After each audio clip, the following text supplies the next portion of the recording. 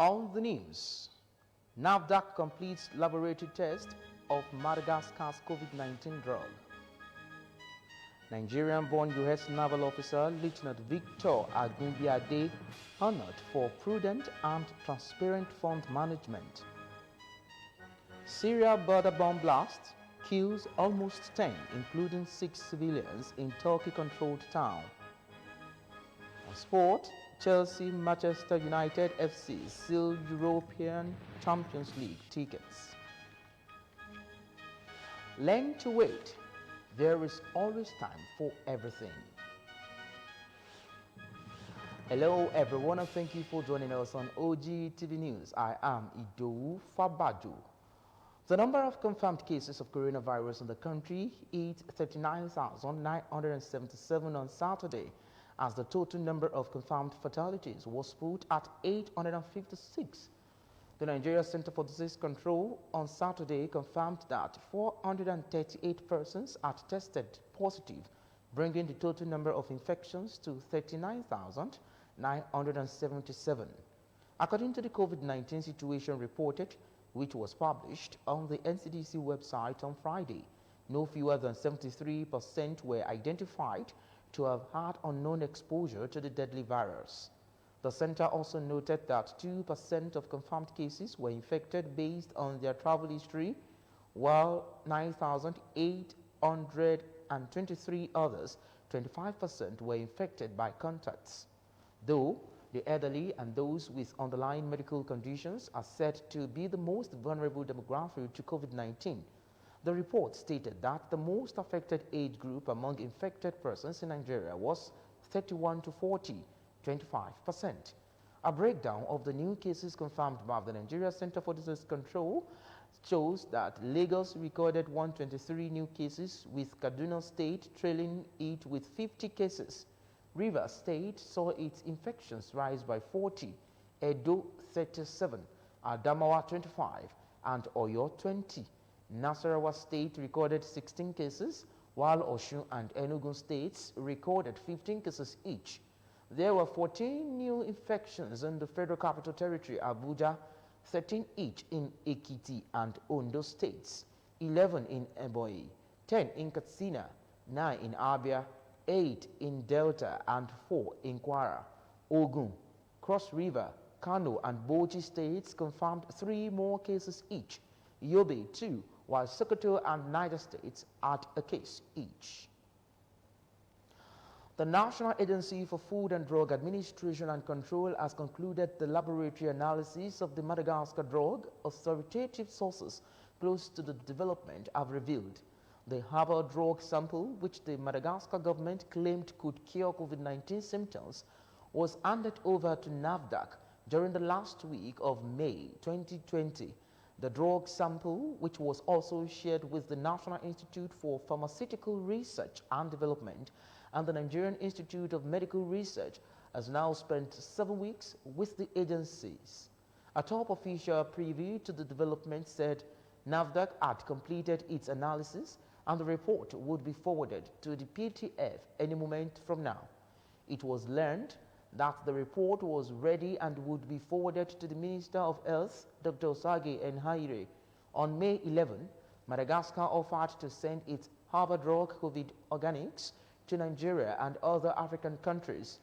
The consignment of the drug was thereafter sent to Guinea, from where it was airlifted to Abuja.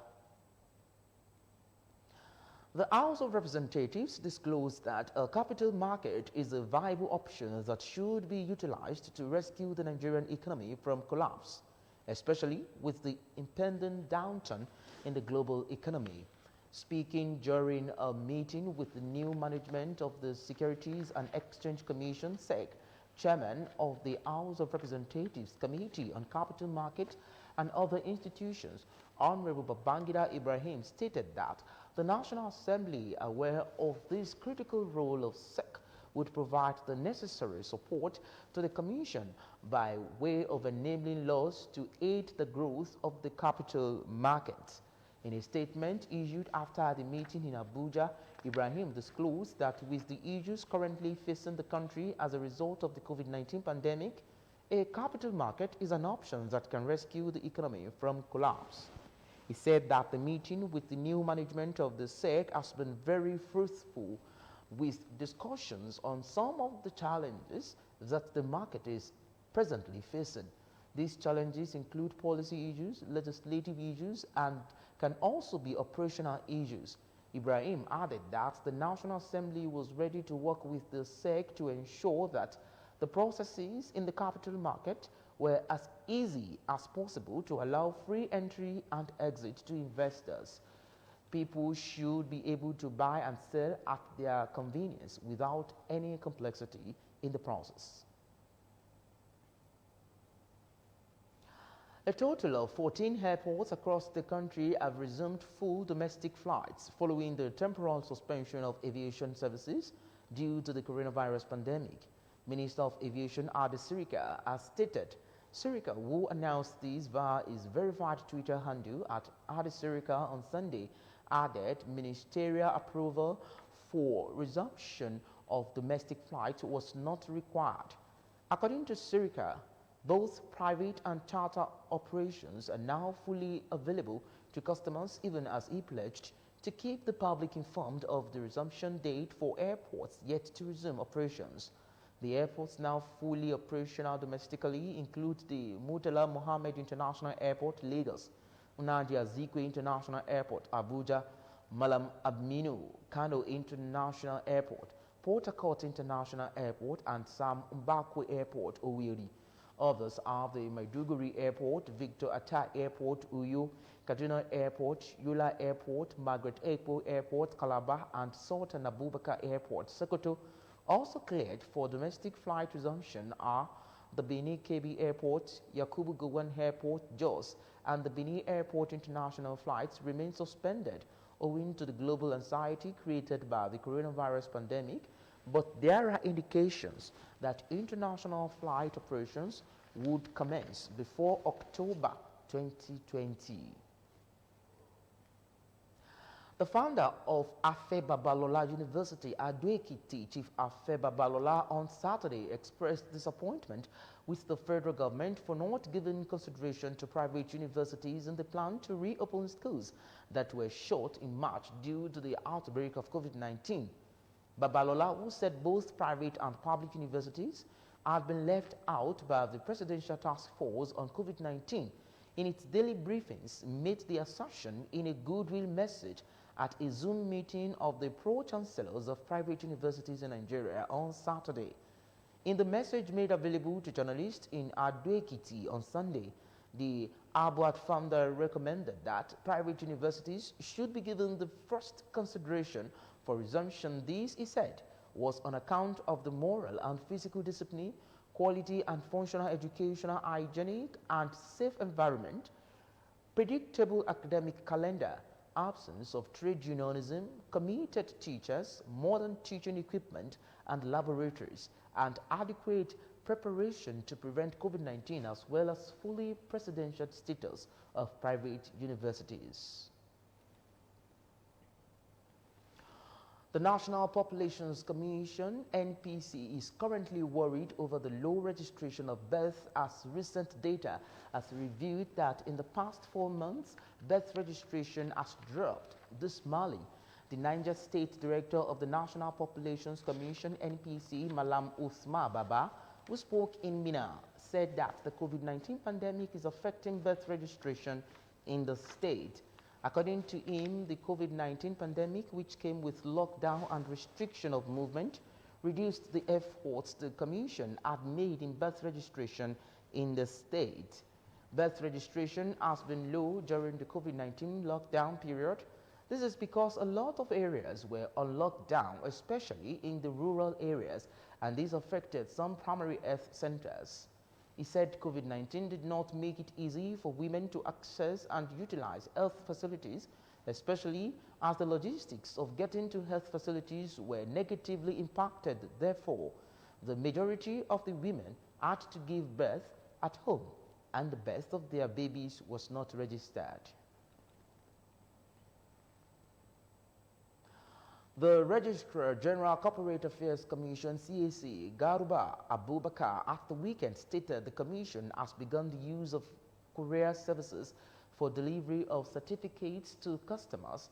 Garuba disclosed this during a media briefing in Abuja. He insisted the mailing system will replace physical presence with customers. According to him, the government guidelines have urged all to comply with the rules by adhering to restrictions. This system was introduced a week ago, and so far 400 customers have collected their certificates. For applications done online, they will be replied online. If it is physical, parcel your documents, give to the courier services, it will be worked on and mailed back to you. He revealed since May 29, all certificates issued by CAC have tax identification number, and from the 10th of August 2020, there will be no need for customers to submit original documents. Built in 1976 as a focal point for the celebration of Nigerian arts and culture, the National Theatre is one of the historical monuments the nation is blessed with, but has over the years suffered from serious neglect or total abandonment. Recently, the Minister of Information and Culture, Lai Mohammed, announced the planned restoration and upgrade of the monument, which will also generate about 10,000 jobs during and after the restoration. In this package put together by Matthew Shomi, stakeholders in the industries and others bear their mind on the latest move. His report. One event that marks a watershed in the history of the development of arts and culture in Nigeria was the hosting of Festival of Arts and Culture, but the history of the success of Festac cannot be complete without the National Theatre, which hosted the event. The exterior, shaped like a military hat, it served as a focal point for the celebration of arts and culture with 5,000-seater main hall, a collapsible stage, and 2 cinema halls. The National Theatre, which was built during the military regime of Olusegun Obasanjo, is now a shadow of its former self. When the idea came on board is to have these performing arts displaying, you understand, their talent, their creativity, you understand, so that people will come on stage to come and watch. But after some time, we deviated from it, we left it, and at the end of the day, thank God that we're coming back to it. I've been practicing theatre for over 25 years. For example, the main auditorium, which is the main bowl of the National Arts Theatre, I've only seen performance there once in my lifetime. So what you are left with is Cinema Hall 1, Cinema Hall 2, the Banquet Hall. These have been the only forum where performances have taken place. The facility has suffered a lot of setback. If the facilities is not in use, we are not generating revenue from it. We are not promoting our culture. In fact, we have some people that they've lost their job due to the fact that the facility is not being put in use. There were efforts in the past to return the lost glory of the theatre, like the move made by President Olusegun Obasanjo in 2010 to privatize the place, which sparked controversy among Nigerian entertainers and playwrights. This is what has made the recent announcement by the Minister of Information and Culture, Lai Mohammed, more interesting to stakeholders in the theatre and culture industry. Governments need to focus more on the arts and culture, the tourism potentials in Nigeria, bringing more people in, more students, more engagement, more innovation. As every state in the country is also blessed with historical monuments, the state can also copy from this model. And then it's going to really project, you understand, our potential. It's going to project the nation. It's going to project our tourism potential into the world. You understand? It's going to bring about growth in the tourism industry because it's going to be attracting people. So I believe that it's a very good step of reviving, you understand, the nation tourism industry. To get investors, to get private organizations to come and invest and partner with the state government. we are working hard. We are holding series of meetings so that we can find a way to attract them to come and partner with the state government. This will no doubt help in preserving the cultural identity of the nation and the tradition of the people. Matthew Shomi, Ogtv News. You're watching Ogtv News. We will take a quick break now and return with more news and report. Do stay with us.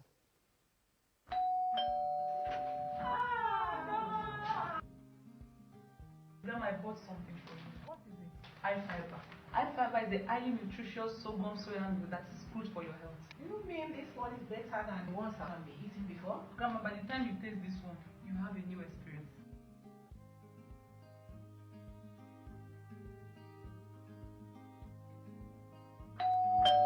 Wow! You know, I want to be a food house today. And my daughter is preparing something new for me.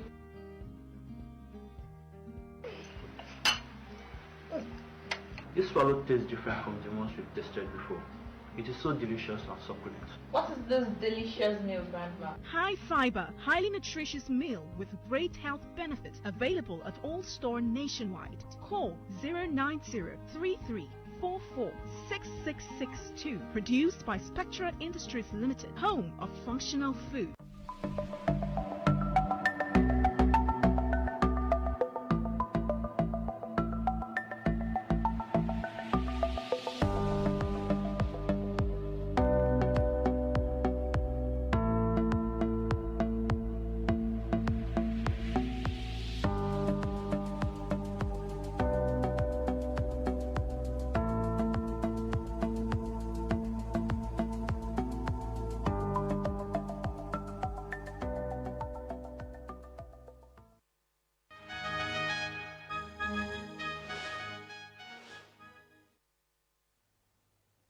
Thanks for staying tuned.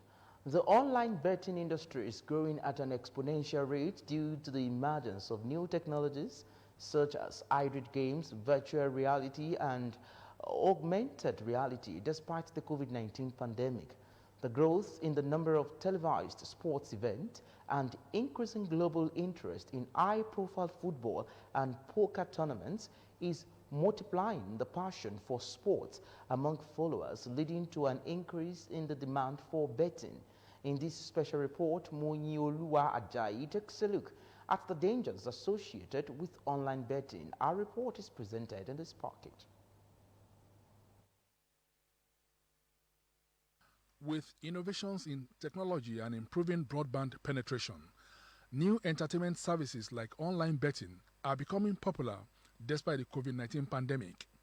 Online betting opens the door for sports bettors to wager on their favorite sport from the comfort of their homes and to provide precise information and betting trends.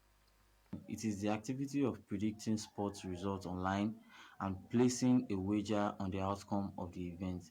Online sport betting is predicting sport events and placing a wager on the predicted event. According to the News Agency of Nigeria, about 60 million Nigerians between the ages of 18 and 40 are involved in online betting, spending almost 2 billion naira on betting daily. But as with most things in life, there are some dangers associated with online betting. It's seen as an harmless fun, and it is a behavior that is learned and reinforced by motives and expectations of winning, and it's very addictive, and it could be likened to someone that is taking psychoactive substances. Betting generally is very, very dangerous. It's like a time bomb, and it's only for people who can actually master their emotions, and they must be mature enough. One wrong move, you could actually lead to what they call problem gambling, being a compulsive gambler. That is, you want to have revenge on whatever took your money. So the next day you go back with the hope that you can actually gain your money back. And when you don't, it can lead to so many health issues, such as depression. It can lead to family dysfunction, relationship strain. Worst case scenario, it can lead to suicide. Respondents attributed the increase in online betting among Nigerian youths to the high rate of unemployment and the growing use of internet and smartphones. They also highlighted the ways in which online betting among youths can be reduced. So you can regulate it by streamlining the amount of the people who engage in this. making sure that they are actually above 18. And even being 18 doesn't even guarantee you that you have the emotional stability for it. The terms and agreements, make it bold and let people see the risk that is involved. Government may not want to, prohibit it because of the taxes that is being paid by these people.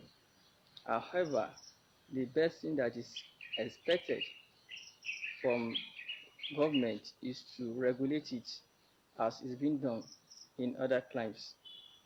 Important. You need to set a budget and a staking plan, because when you just stake too much of it, it's not advisable. So you need to set that. I select carefully. They also called on moralists, especially in religious circles, to urge government to criminalize betting, especially sports betting. The Kwara State Police Command on Saturday dismissed 4 officers for misconduct and sanctioned 8 others for related offenses.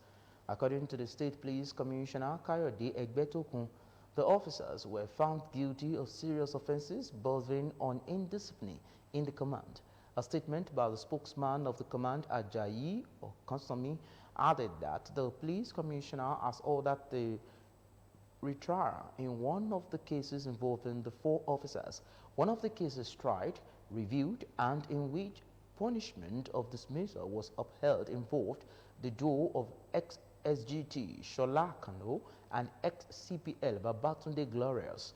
They were alleged to have illegally arrested a suspect, booked the suspect already in their custody out on a query, but took him to his bank at Zenith Bank, Unity Road, Ilorin, where he was made to empty his bank account, withdrawing the sum of 1,190,000, which the dismissed officers collected from him. Not done, they again demanded and insisted on the sum of 200,000 naira bill, which they also collected from members of the suspect's family before releasing him. One of the earliest broadcasters in Nigeria, Chief Julie Coker, has been described as a dame of many artistic arts, parts in broadcasting industry and entertainment sector at large. This was the summation of the encomiums showered on her as she clocked 80 by former broadcasters, media practitioners, and fans, including Oloye Lekan Alabi and Ambassador Yemi Farumbi at Omo Ajoroso Club, Agodi Ibadan. Our man, Moses Ojeumi, was there. Juliana Coker, simply known as Julie Coker, the first female newscaster in sub-Saharan Africa, former beauty queen and singer, is still a source of inspiration to many.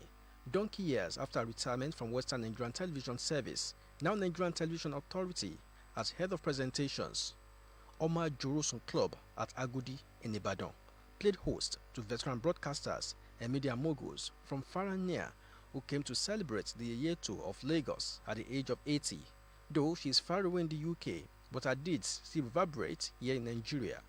The host, Oloye Lekan Alabi, extols her virtues for others to emulate. To celebrate icons of Chief Julie Coker's status, what we are telling the present generation, be it in the judiciary, accountancy, medicine, any profession, is that the connect between the past, present, and future must be held very tight. The chairman of the occasion, Ambassador Yemi Farumbi, calls on young broadcasters to tow a path of professionalism. Always dedicated to community service. They want to serve the poor.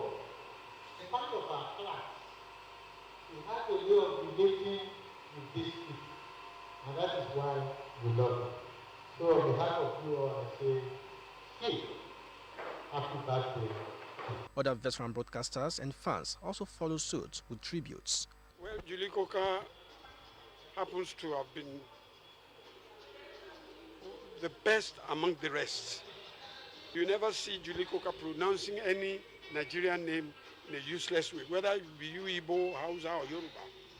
It's really encouraging because it's just a way of telling the younger ones that whatever you are doing, You're not just doing it for nothing. People are watching you. A woman who is known for perfection, a woman who is known for all she stands for, which is doing the right thing, the way it ought to be. The symbolic birthday cake was cut on behalf of the celebrants. It would be recalled that Chief Julie Coker's father hailed from Abeokuta and her mother from Ishekiri in Wari. The newly appointed president and CEO of San Diego Tourism Authority, United States, has over the years helped groom a generation of women and men in TV in Africa's most populous nation, Nigeria. Moses Ojewumi, Ogtvnews. For managing its largest overseas cash disbursement of $45 million, where the United States Navy has honored a Nigerian-born officer, Lieutenant Victor Agunbiade, with the Navy and Marine Corps Development Medal.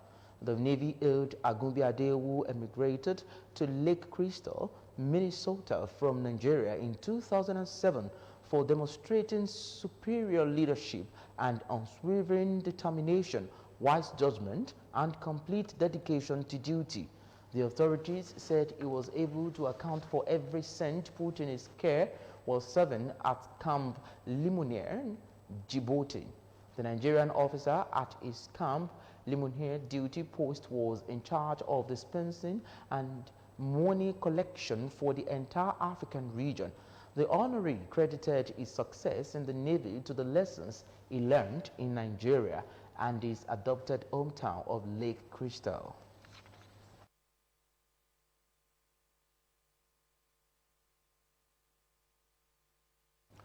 Now into the world of sport, Chelsea sealed fourth place in the Premier League to wrap up qualification for next season's Champions League with a comfortable 2-0 victory over Wolves. Manchester United also secured a place in the Champions League at the expense of Leicester City with victory at the King Power Stadium. Ole Gunnar Solskjaer's side needed a point in the decisive final day meeting to confirm a place in the top four and break the hearts of the Foxes, who were in Champions League sport for so much of the season. Aston Villa will play Premier League football next season after a draw at West Ham was enough to ensure they escaped relegation on the final day of the campaign. Norwich City, on the other hand, suffered a heavy defeat at the Etihad Stadium at Manchester City, brushed aside already relegated side with 5-0 victory. Arsenal's were better off managerless Watford at the Emirates Stadium on the final day of the season as Pierre-Emerick and inspired Arsenal to 3-2 victory. Despite the victory, Arsenal has finished in the lowest position in the Premier League for 25 years.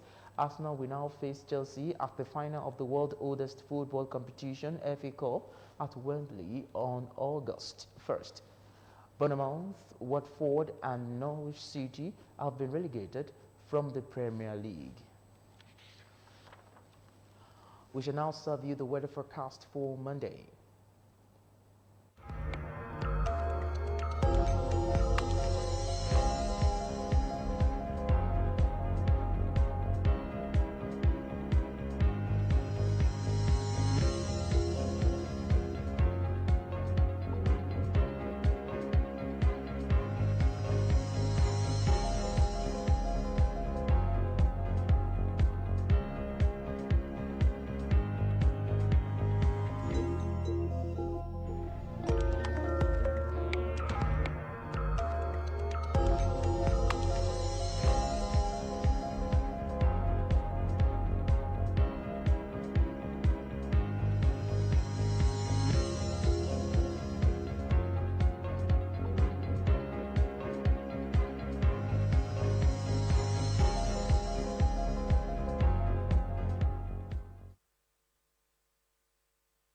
Learn to wait. There is always time for everything. Don't forget you can follow us on our social media platforms for update. We are on Apple, Roku, Windows, BlackBerry, Facebook, and Android devices. You can also watch us live on our website, www.ogtv.com.ng/live.